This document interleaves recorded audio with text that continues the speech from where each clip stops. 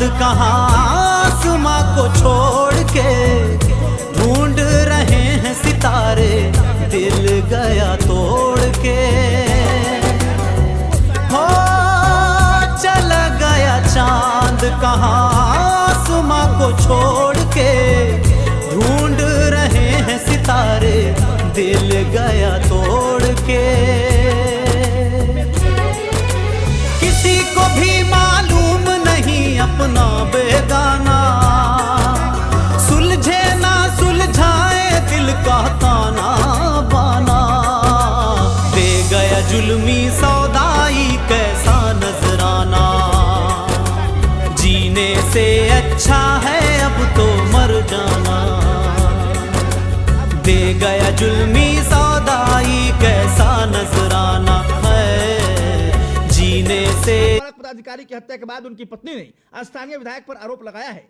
चलिए अब सीधे मुद्दे पर आते हैं और आपको बताते हैं कि आखिर यह मामला कहां का है। डेहरी ऑन-सोन नगर परिषद के कार्यपालक पदाधिकारी विमल कुमार की हत्या के बाद रविवार सुबह उनका शव दानापुर के गोला रोड टी पॉइंट स्थित गंगा कुटीर अपार्टमेंट पहुंचा। पत्नी, बेटे और बेटी का रो रो कर बुरा हाल था। पूरे अपार्टमेंट परिसर में मातम का माहौल छा गया और आसपास के लोगों की आंखें नम हो गई। मृतक की पत्नी बबीता विमल ने मीडिया से बातचीत में डेहरी विधायक राजीव रंजन सिंह और सोनू सिंह पर गंभीर आरोप लगाए हैं। उन्होंने दावा किया कि विधायक उनके पति पर 50 लाख रुपए देने का दबाव बना रहे थे। उनका कहना है कि कई बार फोन कर पैसे की मांग की गई और 29 जुलाई को भी उनके पति को अपने आवास पर बुलाया गया था। बबीता विमल ने कहा कि उनके पति हमेशा ईमानदारी से काम करते थे और कहते थे कि उन्होंने कोई गलत काम नहीं किया है, इसलिए इतनी बड़ी रकम कहां से लाए। उन्होंने आरोप लगाया कि पैसे नहीं देने के कारण उनके पति की हत्या करा दी गई है। उन्होंने मुख्यमंत्री से निष्पक्ष जांच, आरोपियों की गिरफ्तारी और कड़ी कार्रवाई की मांग की। बातचीत के दौरान वह कई बार भावुक भी हो गई। मृतक के बेटे विमन विमल और बेटी वैभव विमल अपने पिता के शव से लिपट कर लगातार रोते रहे। दोनों बच्चों की हालत देखकर वहां मौजूद लोग भी भावुक हो गए। महिलाओं की सिसकियां और बच्चों का विलाप पूरे माहौल को शोकाकुल बना रहा था। हत्या से नाराज स्थानीय लोगों ने गोला रोड टी पॉइंट के पास सड़क जाम कर प्रदर्शन किया। प्रदर्शनकारियों ने हत्यारों की तत्काल गिरफ्तारी और मृतक परिवार को न्याय दिलाने की मांग कर रहे थे। सड़क जाम के कारण दोनों और वाहनों की लंबी कतार लग गई।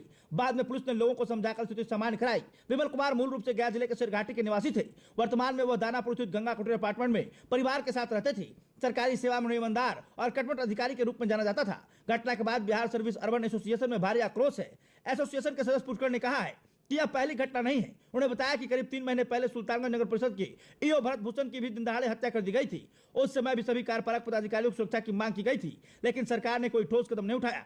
बिहार सर्विस अर्बन एसोसिएशन ने सरकार से मृतक के आश्रितों को 5 करोड़ रुपए मुआवजा, परिवार के सदस्य को नौकरी तथा दोनों बच्चों की शिक्षा की पूरी जिम्मेदारी लेने की मांग की है। एसोसिएशन ने कहा है कि यदि अधिकारियों की सुरक्षा सुनिश्चित नहीं की गई तो भविष्य में भी ऐसी घटनाएं दोहराई जा सकती है।